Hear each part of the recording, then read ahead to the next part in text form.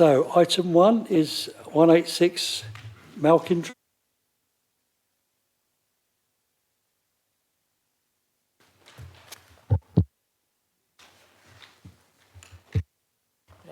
It's fine, that's fine. Evening members, the application before you at 186 Malkin Drive is for the change of use of a residential property which is use class C3 to a children's residential care home which falls under use class C2 for 3 children aged between 8 and 17. The application is before committee due to the level, there's been more 2 objections contrary to the officer recommendation of support. And just referring members to your committee papers, the comments that have been made both in support and against the application are contained on pages 9 and 10 of your papers.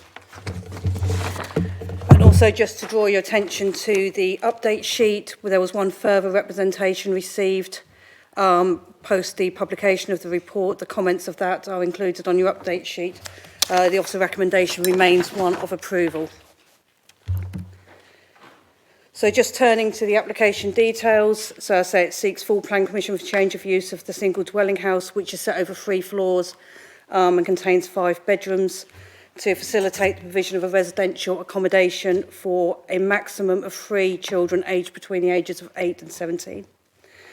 The applicant has set out there would be 7 members of full-time equivalent staff, of which there'd be at least 2 at any one time on property, so there'd always be staff on site. And they would operate within a 12-hour shift pattern arrangement between the hours of 7 and 10. There are no external alterations to facilitate the change of use, just internal alterations. The applicant is working with Essex Children's Residential Strategy Team, and the site will be monitored by Ofsted requirements, the Quality Care Commission and Essex County Council. So this is the application site, so forms within a row of 3-storey properties, just as an aerial image. And just turning to some of the photographs, you can see the arrow pointing to the application property. It's the second one in on the right hand side of your screen. You can see it's set over 3 floors with a garage on the ground floor. And here's some site photos of the rear garden space. Just got some photos. You'll note, members, from your paperwork, that one of the main issues raised by the local residents is the parking. There's no traffic regulation orders in place on Malkin Drive, so there's no yellow lines or parking restrictions as such. We've got some photos taken at 3 different times just to show the level of parking on Malkin Drive. So these slides were taken on 28/11 at 9:30 a.m. And this was at 8:30 a.m. And you can see the application property has got the red star on it, just to show members where that is in relation to these photos. And this was taken on the 5th of February at 2 p.m. Just looking at the floor plans, as I mentioned at the beginning, there's no external alterations to the property, so it would still read as a standard residential property. The internal alterations you can see on the screen before you, they themselves would not require planning permission in their own right. And you can just see that there's some internal changes just to enable some more staff accommodation within the building and retaining 3 bedrooms. So key issues are as listed in your report. In terms of the principle of development, I say the provision of important housing facility to meet rising demand for children's support services. We've had support from Essex County Council on this. In terms of the character and appearance, so there's no changes externally, so it would not be distinguishable as anything other than a residential property set within a residential street scene. In terms of residential amenity, there will be appropriate monitoring and management of the use of through the Quality Care Commission of Ofsted and Essex County Council. And as I mentioned, there will always be staff present, at least 2 members of staff on site at any one time in terms of monitoring and managing the facility. Potentially in terms of the level of activity, it would be comparable, potentially less than if it was a 5-bedroomed residential property in terms of noise and disturbance and indeed vehicular activity. If there was a 5-bedroom house, potentially there could be up to 6 cars if everybody in that house owned a car. With the children aged between 8 and 17, the levels of car ownership is going to be much lower. Admittedly, there will be some additional vehicular activity at staff changeover times, but the application recommends a condition to deal with transport patterns and manoeuvring of cars at those times. So there's no objection also in terms of highways from Essex County Council, and we say we've got a condition to deal with travel plan and also cycle storage on the site. And in terms of the loss of a residential unit, it could refer back to a C3 use if it was no longer required as a care home without any alterations externally. And indeed, case law has indicated that if there was a slightly less level of care on site, it could potentially be permitted development in terms of that not actually being a change of use.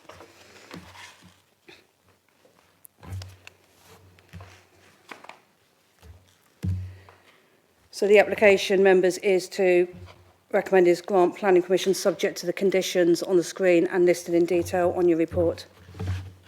Thank you, Chair. Thank you very much, Liz. Right, not in any particular order. Nick Burbage, would you like to come forward? Yes, come to the mic there, press the left or right hand button. I think they both work until you get a red light. That's it. You have 3 minutes. Okay, thank you. My name is Nick Burnage. I live at 188 Malkin Drive, just off that picture, 2 doors away.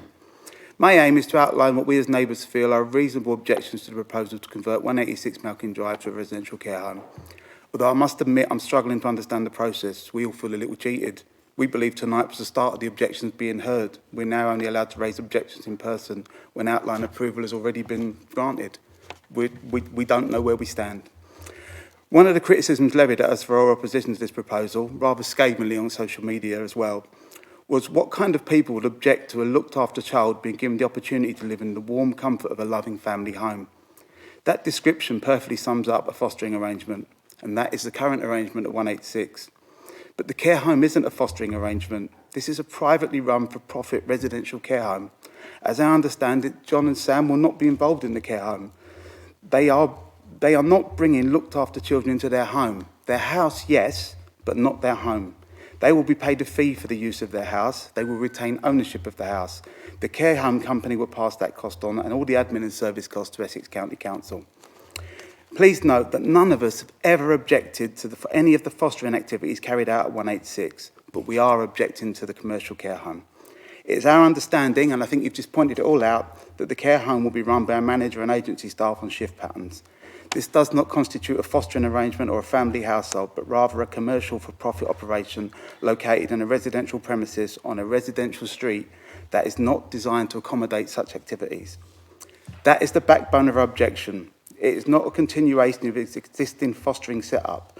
It is a very different setup, managed and run by employees of a private profit-making company. It is no longer a family home. So what issues do we see this bringing us to in Malkin Drive? The additional congestion and cars parked on Malkin Drive has been dismissed as an objection and ridiculed on social media. All I would say is, we had a fire in our property. Due to the congested parking on Malkin Drive, the emergency services were delayed reaching us and the fire spread. Luckily, we were able to save our property. It didn't feel good knowing our home was at risk while fire engines moved parked cars out of their way as they tried to reach us. You may disagree, but please take note, there is a real risk here and it needs to be properly mitigated. It only needs to happen once. I don't need to mention anything about 187 Malkin Drive next door. Martin is going to speak about that. You will hear that they are impacted the most. Their privacy in their own home is compromised. This seems to have been completely overlooked in the decision-making process. I'm amazed that nobody from Harlow Council has visited 187 to assess the impact these plans have had on their home. Maybe it isn't too late for you to take a look for yourselves. Surely due diligence demands it. Finally, there is already a residential care home in Church Langley located on Denbury Grange. Harlow Council, Essex County Council, Ofsted and the Essex Police will have data sets showing performance levels and issues raised by local residents, complaints, emergency service visits and even positive feedback. As a group, we cannot access that data, but we would urge you to access it and use it to help you reach your final decision. If you can demonstrate that a data-driven decision based on the Denbury Grange data shows... sorry, it's quite important to finish the last couple of sentences. It's the main gist of my point. So we haven't got a third speaker because he's not arrived, so I'm sure we've got a little bit of time. Okay, thank you. I'll finish these last two sentences, thank you.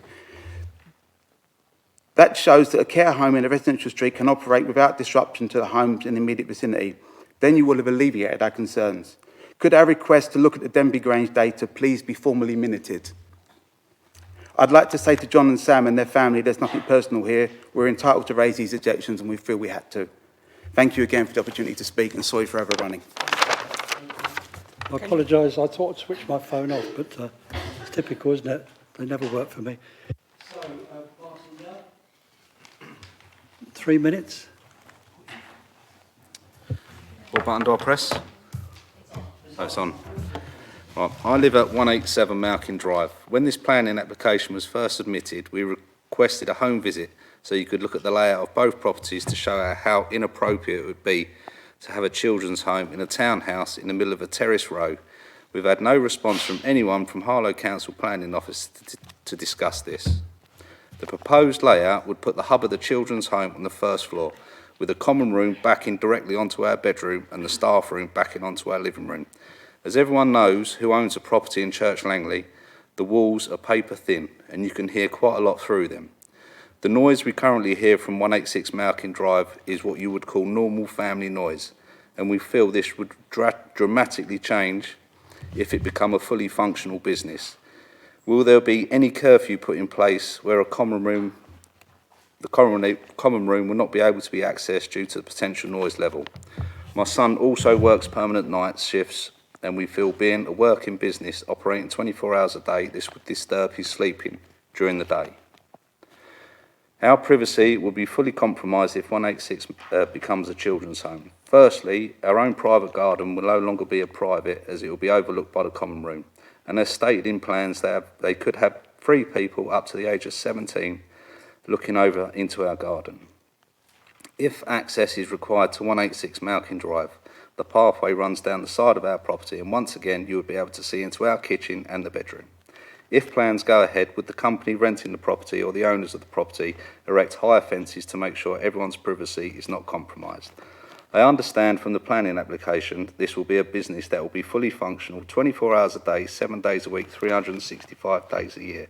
The property could have vulnerable children arriving at all times of day and night and staff accompanying them.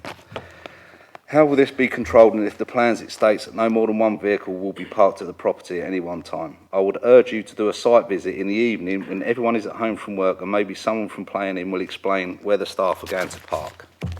Can you please also confirm whether this will be a permanent residence for children or there will be a higher turnover of children? We have had no communication from planning whatsoever. Can you also please confirm whether the staff are permanent staff or will they solely be staffed by different agency staff? No one has taken any thought of how this is going to affect us or our mental well-being living next door to this company.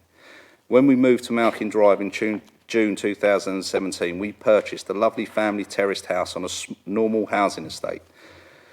We would have never purchased the property if there was any chance that next door would have been turned into a children's home. If at some point we decided to sell our house, and I believe any prospective buyer would also have the same feeling as us, we are in no way prejudiced to the idea of a children's home. We just feel in a very tight terraced road with little or no parking facilities, this is the wrong place for a company of this nature.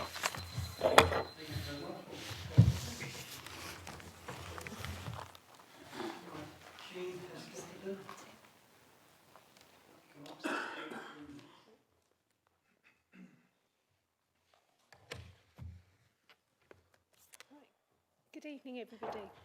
My name is Shen Hasik-Ledden, and I'm a Chair of Governors at 2 primary schools. I'm here today to support the proposed children's care home, which is vital and beneficial to the children from the local and broader community. I have known the Quick family for over 5 years and believe both have the children's best interests at heart and in what they do.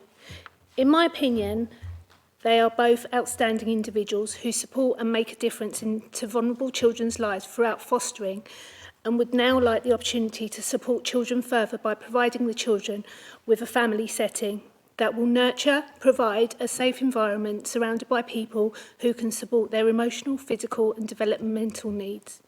Unfortunately, we also know that there are children within our area who cannot enjoy such a start in life due to circumstances beyond their control.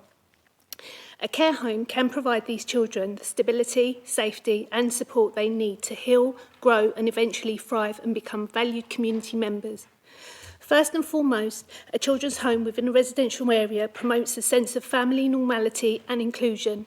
The children who would be placed deserve the same opportunities as other young people to interact with their peers and participate in community life.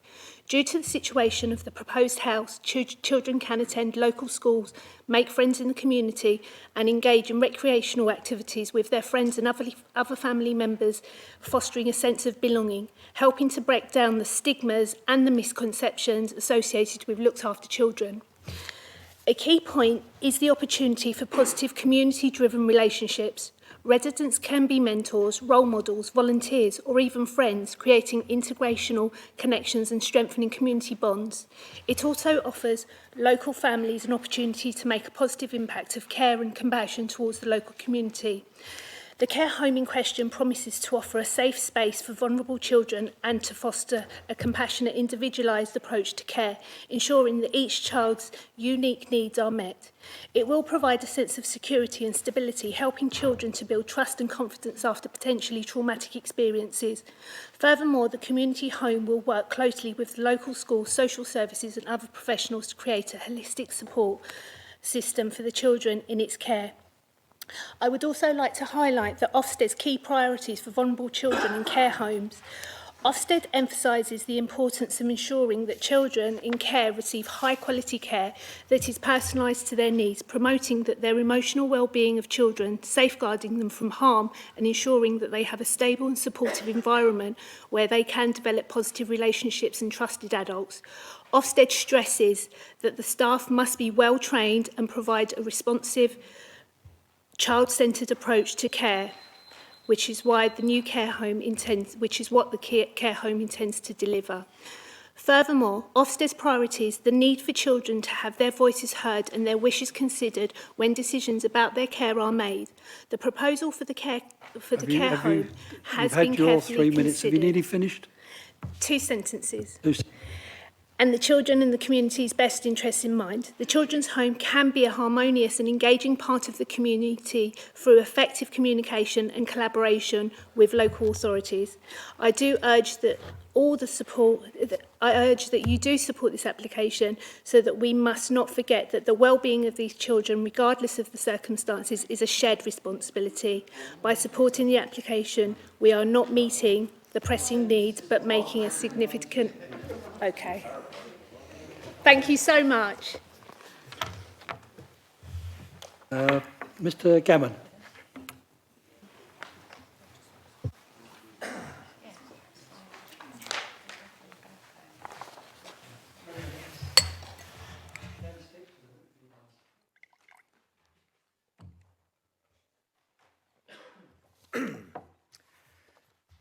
Ladies and gentlemen and members of the Council, my name is John Gammon.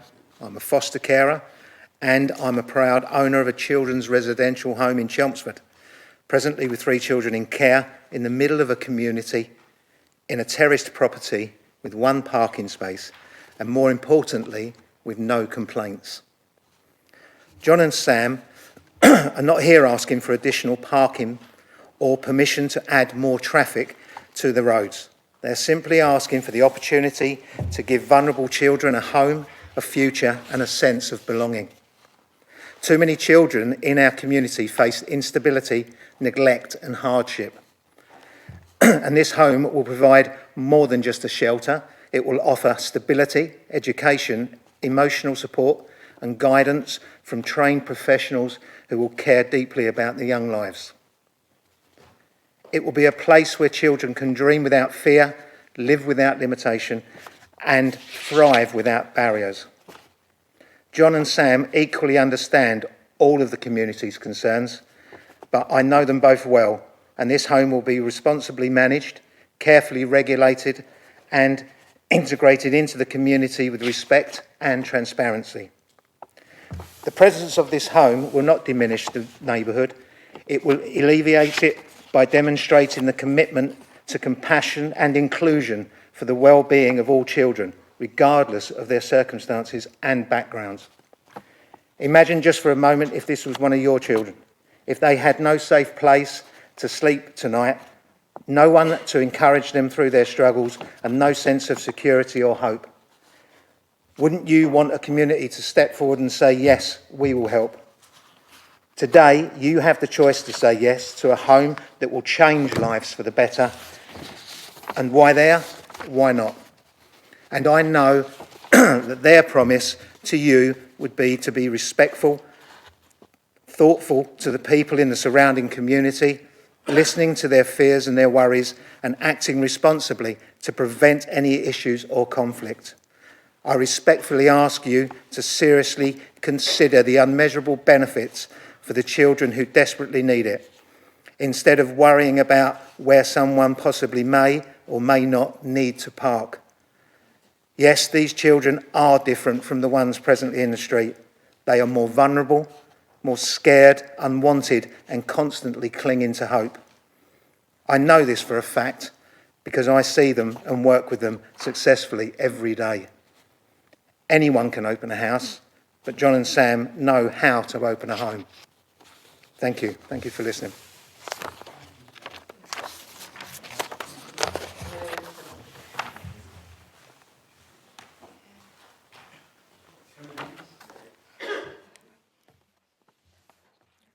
Good evening. My name is Claire and I have the pleasure of being here this evening to support Sam and John alongside their dream of providing a safe place for children in care. I am currently a registered manager at a residential children's home in Stevenage, supporting young people between the ages of 12 and 17 that present with trauma attachment and EBD. This job is, it's a massive passion. It's a big part of my life and something I'm absolutely committed to 100%. As a children's home, we're expected to abide by the Children's Home Regulations 2015, which include the 9 quality standards set by Ofsted, and these are outcomes that every child should be provided with and able to achieve. I know firsthand how these children feel being in the care system. They're taken away from the people who are supposed to love them, care for them, and provide the basic needs to them. I see how they feel worthless and unloved, no real place to call home, and when they asked where they live, they don't want to say, I'm in care, and appear different to everyone else. The children that we care for are not afraid to say where they're living and who they're being cared by. They're happy, they're safe, and they're kept away from harm. My current home is in a built-up residential area. Any neighbours are always surprised to hear that we are a children's home. We've been open nearly 1 year now. A lot of people seem to have a perception of children in care, running around, smashing things up. The police, it's not the case whatsoever. The children I look after are welcomed, made to feel loved and cared for, and made to feel they're no different to the kids living next door. My home provides the children with structure, daily routines, boundaries and education, life and social skills. All of these and many more ensure they can transition into adulthood, reaching their goals like any other child should. I guess what I'm trying to get across is there isn't enough of these wonderful homes that provide these services for unwanted children. Let's think about our children, how much distress it would cause to us if our child had to go through unnecessary neglect, abuse and trauma and then expect to try and live a normal life and fit in at school with their peers. The home in Malkin Drive is already a well-kept home where you can see how much they care for their own children along with the children in care through fostering. And they want to continue this with children that are not so fortunate to find a foster home. Regarding the parking for staff and visitors, we have a driveway for 1 car like this home, which is where mine is kept as a manager, and any drivers park elsewhere safely, respectfully and walk to the home for their shifts. Again, it's a busy road for parking, but we've never had any complaints or issues around parking. To be honest, I hadn't even really thought about it. Most staff members use public transport or walk to work. I have also lived in Church Langley for 22 years with our 3 children that have grown up attending local schools. The area has everything we needed as a family, including big wide open spaces to play and amenities such as GP, dentist, etc. I believe this home would be successfully run, the owners taking into consideration the views and opinions of others, with an experienced manager in place You've and a almost skilled... finished. Yep, staff team, I am actually, to support these children. There's no reason to even doubt the location of the home and the standard of care that will be given. Thank you. Thank you very much. Turn the mic off, please. Well, now we've got one more speaker. Okay. Yeah. Sam Quick, yeah, applicant. Yeah, 3 minutes. Hello, thank you. My name is Sam Quick and I am the applicant along with my husband John for the change of use at 186 Malkin Drive. I would like to take this opportunity to share some of our background and reasons why we have made this application. My family and I have resided in 186 Malkin Drive for the past 8 years. During this time, we are very proud to have shared this with over 40 young people in the capacity of fostering. We've had the pleasure and honour of welcoming children from birth to 17 years and up to 3 children at the same time when required. Many of these children we remain in contact with, most of which are now adults, integrated into the local community and flourishing in society. We currently live as a family of 2 adults, 3 teenagers, 1 junior and a toddler. This has been the case for the past 18 months. Throughout this time, we have worked in partnership with professionals from the local authority, medical and educational departments, hosting and facilitating appointments and meetings at 186 Malkin Drive. All of this has been conducted successfully without any impact to our neighbouring residents. The only neighbours that we have shared our fostering with are our adjoining neighbours either side and one other neighbour opposite whose children played outside in the summer, along with a child who was staying with us. We believe this is a strong testament of reassurance to the local residents that the operations of a home where children in care can reside can be managed within a residential environment, completely blending and functioning as any other family home. There have been concerns from residents of staff potentially parking in the street that already holds a challenge. Our aim is to provide some relief to this strain that already exists. As a family, we currently have 3 cars and will shortly be expanding to 4.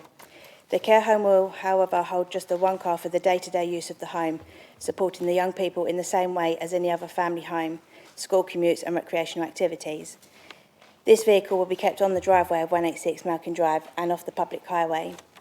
Malkin Drive is supported with nearby bus and cycle routes that staff will utilise. We will be advocating the method of cycling by registering with the Government Back to Work scheme, incentivising and encouraging staff to use local cycle routes and the safe storage facilities we provide for cycles at the home. Where possible, we would also encourage car share and staff to be respectful of parking. We would also like to inform all the residents of Malkin Drive and the wider community that the property will stay in our ownership along with the care home, that we will be heavily involved with the day-to-day operations. The home will reflect and represent our passion to continue what we have already successfully achieved over the past 8 years, providing a safe home that will give young people the same benefits and opportunities that this community has given both our own children and foster children the good fortune to have experienced over the years. Thank you. Thank you very much. Can you turn the mic off for me, please? That's okay.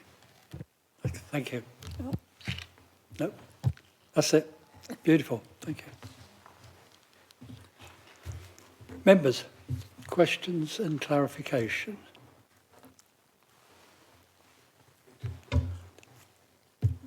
Councillor Morrison. Thank you very much. I have 3 questions, Chair. The first one, we know that there will be no more than 3 young people and up to 7 members of staff or carers operating on a shift system. Will there always be 1 adult, 1 member of staff, 1 carer, whatever term you want to use, present at all times, including overnight? It's not for you to answer. Yes, there will be. There will be at least 1 person who will be present on site at all times. Okay. And now the final 2 questions have been triggered by comments made by the speakers. A request was made, we were told this evening, for a visit. So a contact was made to the council asking for a visit. Can we be told what the response to that request was?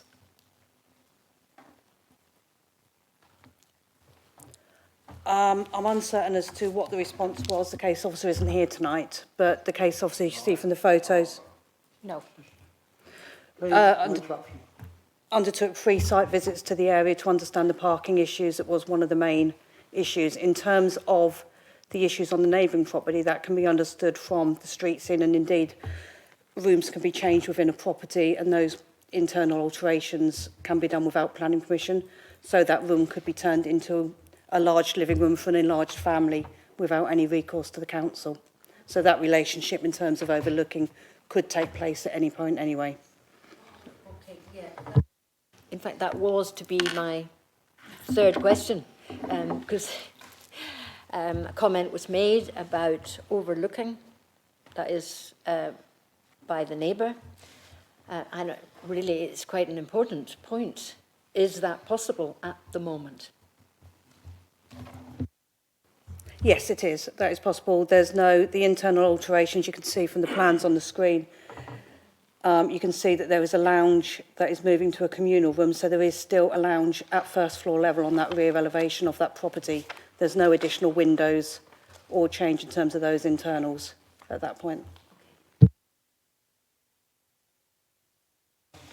Thank you, Chair. Just a point of clarification, because I myself almost misunderstood the situation in front of us, and just for the benefit of people watching at home on the webcast who might not have realised, but could you just confirm that, as you outlined in item 7 in the handling of cases, we had 2 speakers against the application, 3 in favour, and the applicant themselves? It's just to clarify that we did follow the process, and that it wasn't that there was a 4th proponent. It was the applicant who spoke. Paid?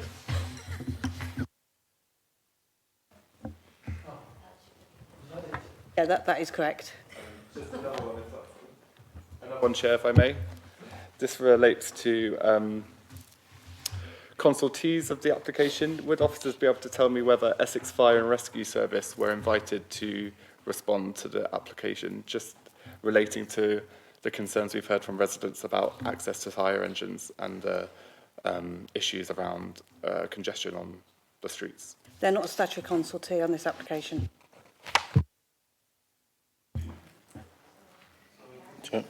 Chair? Sorry. No, sorry. Sorry.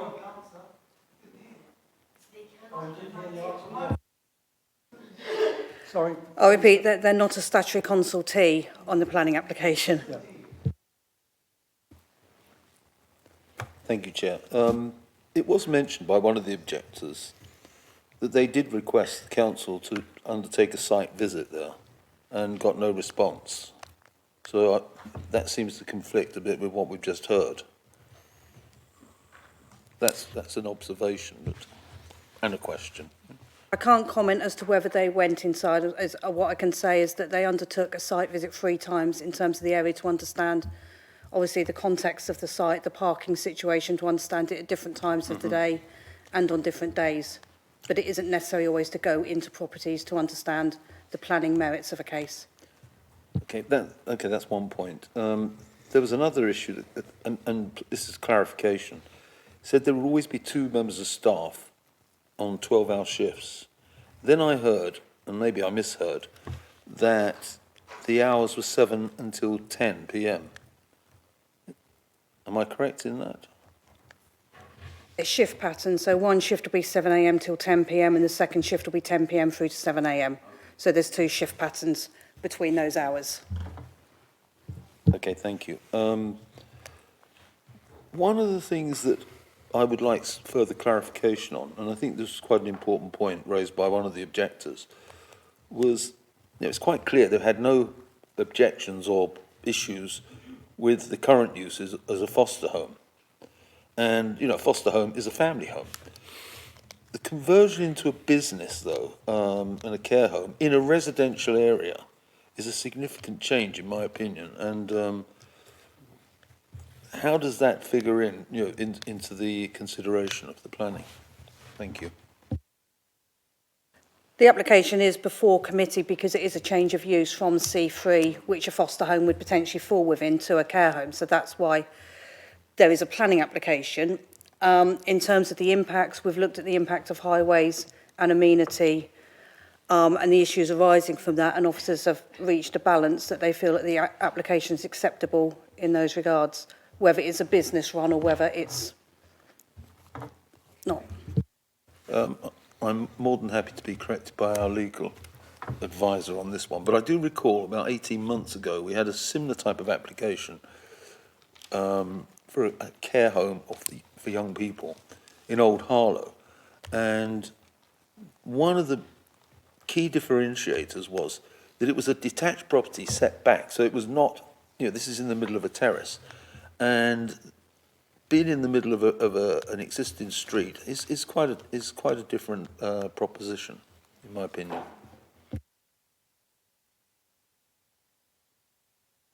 Yeah, I'll just take it. Thank you, Councillor Leopard. So when we're assessing the impact and the fundamental concern here, which I hear coming out, is the impact on neighbouring amenity. When we arriving at a balanced judgment, what we start with is what is there at the moment. What is there is a 5-bedroom property. That property has the capacity to home potentially, so if we had a family, you'd have 2 adults, and then you could have 4 other adults, really. So you could have 6 adults on the property, or even more, right? That's what a 5-bedroom property could attract. So we're looking at the amount of parking that could attract. So if you have 6 adults, you could have 6 cars. You're looking at the amount of noise that property could attract. So 6 adults, quite a bit of noise, or a normal amount of noise, depending on how you look at it for a single family dwelling house. We then look at level of overlooking, lack of privacy. And when I'm talking about 6 adults, you make your own judgment as to what that results in. You then take that starting point and you assess it against where we are now, the proposal before you, which is a business without a doubt. It is for 3 children and 1 member or 2 members of staff on that site. So that's 5 people coming and going as a residential family would, because hypothetically speaking, you could have a family with 3 children. That's not beyond the bounds of possibility. So you have to think about, in the 2 scenarios, what is the significant difference between them in terms of impact on neighbouring amenity, and the judgment call that you'll need to make. If you feel, and this is a democratic process, and this is why the application is before you, and you can arrive at a different decision than the officers have. But if you feel that the impact on neighbouring amenity is going to be significantly different than it is when it relates to a single family dwelling house, then you may well arrive at a different position.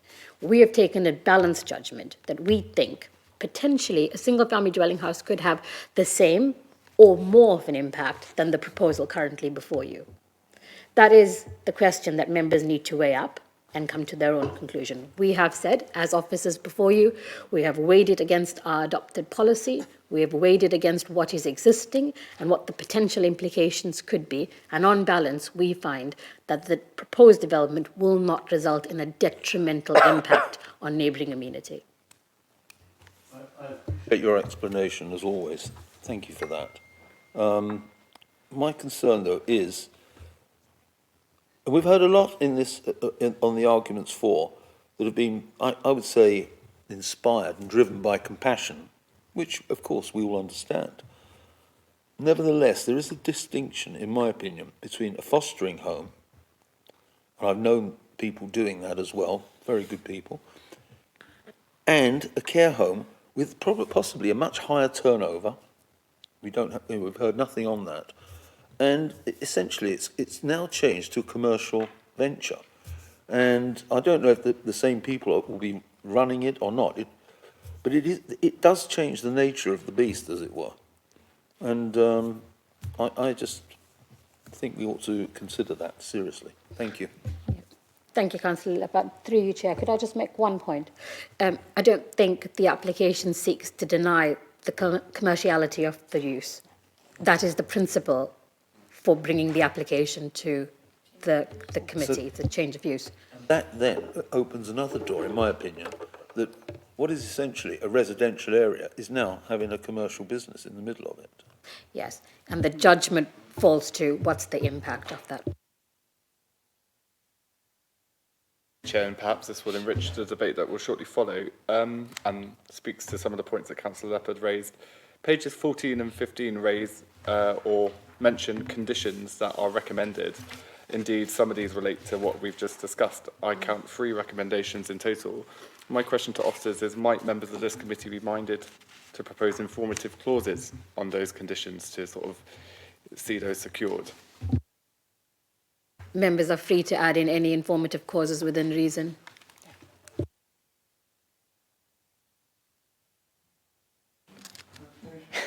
So are we at discussion point? I just want to raise one question. As I've not raised an informative clause before, would I propose that at the debate stage of the determination?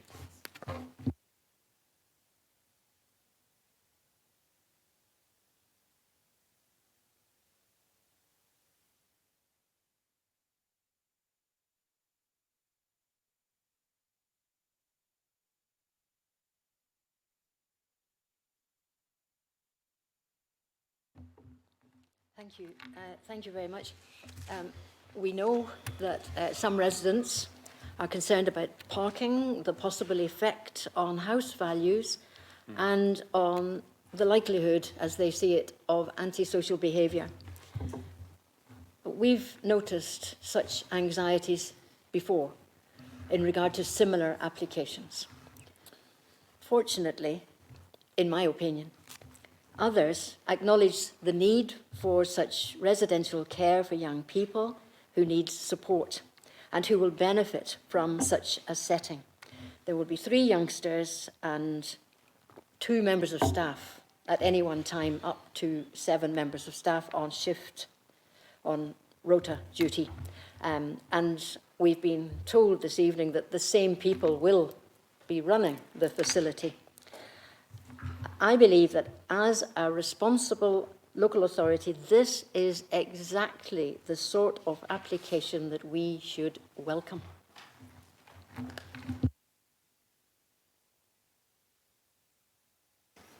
Chair, thank you for that. Having worked with children in the community, I know the value of giving support and benefit. Again, looking at the evidence, is it in the right situation? We've had before this panel before, as Councillor Leppard has said, isolated detached properties away from areas. Is this the best property to do so? We've taken into account the fact that a person who has a similar property in that street could set up themselves up as a childminder and have 9 to 10 children of school age in the property quite legally, under the same Ofsted regulations and things like that. So you've got to weigh up what are the benefits that you are offering 3 children a safe caring home, to whether that home is suitable to manage it. And as the officer already said, if you then weigh up the potential of what it could be, what the number of cars could be, I calculated up, if based on the sizes of the rooms, 9 people, 8 of which could be adult age and 1 small person or young teenager, or with cars and other vehicles. So it's the benefits of whether it's the right home to be used versus the benefits it would give to the community and the children that potentially wouldn't have somewhere to go.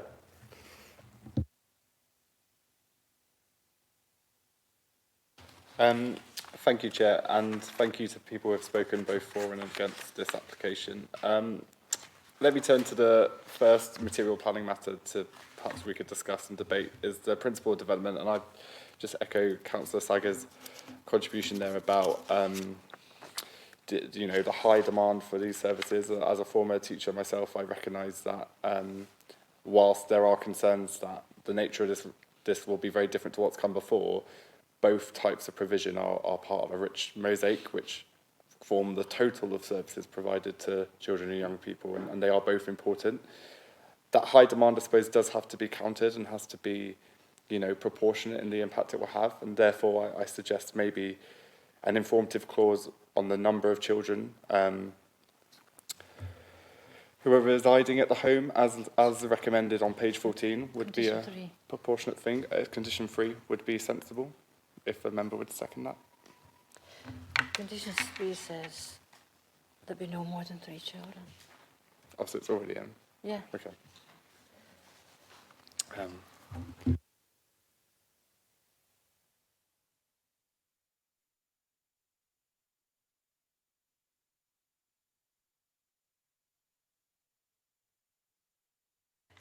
Chair, through you, if I can just confirm, Councillor Shepherd, condition 3 of the application, should it be approved, controls or manages the number of children on site. A condition is stronger because it attaches to the application than an informative note. So I would suggest, whilst the sentiment is there, the condition is a firmer way of getting a point across that we limit the number of children.